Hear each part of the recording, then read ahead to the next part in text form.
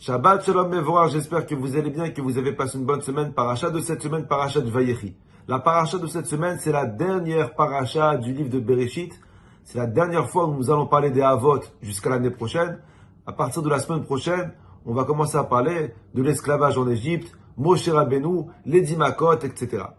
Paracha de cette semaine, la Torah nous dit que Yosef Hatzadik, après qu'il ait été séparé de son père pendant 22 ans, il décide de faire venir son père s'installer en Égypte. Et la Torah nous dit que Yosef, il envoie à Yaakov, son père, plus de 10 charrettes remplies de nourriture, et il lui envoie un cadeau personnel qui est censé le convaincre de venir avec lui en Égypte. La Torah, elle dit que Yosef, il envoie à son père une bouteille de vin vieille de 22 ans, et il dit à son frère Binyamin, quand tu es avec papa, tu lui donnes cette bouteille-là, et tu lui dis que je l'attends en Égypte. Le Rabbi de Lubavitch, il pose une très belle shéla. Le Rabbi, il demande, mais je comprends pas. Pourquoi Yosef Hatzadik, il envoie à son père une bouteille de vin pour le convaincre de venir en Égypte? Mais si maintenant tu es devenu vice-roi d'Égypte, et que tu veux convaincre ton père de venir te suivre, offre-lui une Patek, offre-lui une Rolex, offre-lui une Ferrari, offre-lui un yacht.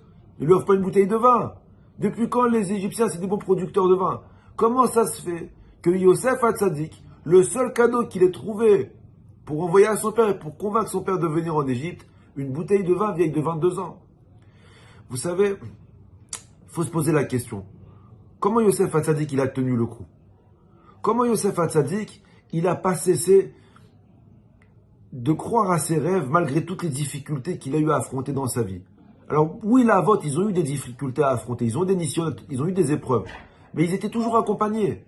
Abraham, il était accompagné de Sarah, il avait un certain âge, Yitzhak de Rivka, Yaakov, il avait 3 femmes, il avait 4 femmes, donc ils étaient toujours accompagnés. Yosef Hatzadik, c'est le seul qui avait 17 ans, le plus jeune qui a été éprouvé, mais surtout, il est toujours seul. La réponse, elle est simple. Yosef Hatzadik, il ne savait pas d'où la délivrance, elle allait venir. Mais il savait une seule chose. Il savait que la délivrance, elle allait venir. Il ne savait pas d'où la délivrance, elle allait venir, mais il savait que la délivrance, elle allait venir. Ne pas savoir où tu vas ne signifie pas que Dieu ne sait pas là où il t'envoie. Je la refais l'histoire. Ne pas savoir là où tu vas ne signifie pas que Dieu ne sait pas là où il t'envoie. Ne pas voir le plan de Dieu dans ta vie ne signifie pas qu'il n'y a pas de plan dans ta vie et que Dieu il improvise. Tout ce qu'Akadosh Baruch Hu il fait, c'est calculé, c'est programmé. Yosef, il était persuadé que Akadosh Baruch Hu, il avait un plan pour lui. Que Akadosh Baruch Hu, il avait une délivrance pour lui. Quelle est sa délivrance? Quel est le plan? Yosef, il ne le connaît pas. Yosef, il savait comme quoi ses rêves, il allait se réaliser. Comment? Il ne sait pas. Yosef, il savait comme quoi il allait être libéré de prison. Comment? Il ne sait pas. Mais il sait qu'il allait être libéré. Yosef, il savait comme quoi il allait être roi d'Égypte. Comment? Il ne sait pas. Mais il sait comme quoi plus tard il sera roi d'Égypte. Yosef Hatzadik, il était convaincu que la délivrance, elle allait venir. Quand elle allait venir, d'où elle allait venir, il ne sait pas. Mais que la délivrance, elle existe, il était persuadé. Et le Rabbi dit une très belle réponse. Le Rabbi dit que le jour où Yosef, il était vendu par ses frères, le jour le plus triste de sa vie, le jour où il était au bout de sa vie, où tout s'est obscurci dans sa vie, ce jour-là, Yosef Hatzadik, au lieu de pleurer, qu'est-ce qu'il a fait? Le Rabbi dit, Yosef, il a acheté une bouteille de vin qu'il a suivi pendant 22 ans dans toutes ses péripéties. Et le jour où il a acheté cette bouteille de vin, Yosef Hatzadik, il a dit, le jour où je vais rencontrer mon père, je ne sais pas quand je vais le rencontrer, je sais que je vais le rencontrer. Comment je vais le rencontrer alors que j'ai été vendu en esclave, alors que je suis en prison? Je ne sais pas. Je sais que je vais rencontrer mon père. Le jour où je vais rencontrer mon père, je ferai l'Echaïm avec cette bouteille de vin-là. Et c'est cette bouteille qui a suivi Yosef en esclavage, en prison, quand il était roi d'Égypte. Et cette bouteille-là, c'est cette bouteille qu'il a envoyée à son père.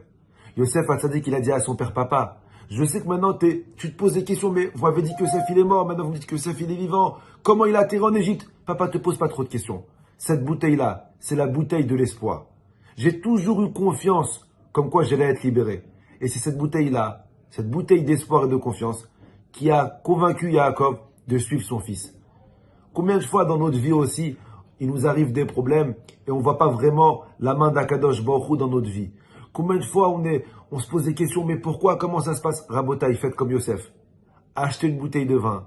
Le jour de votre problème, on la débouchonnera. Quand il y aura un miracle, quand il y aura la délivrance. Mais l'acheter, on doit l'acheter pendant le problème.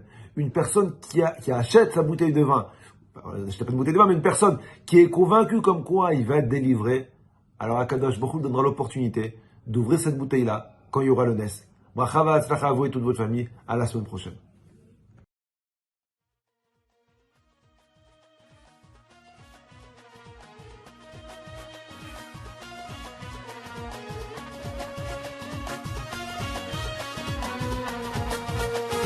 Non tu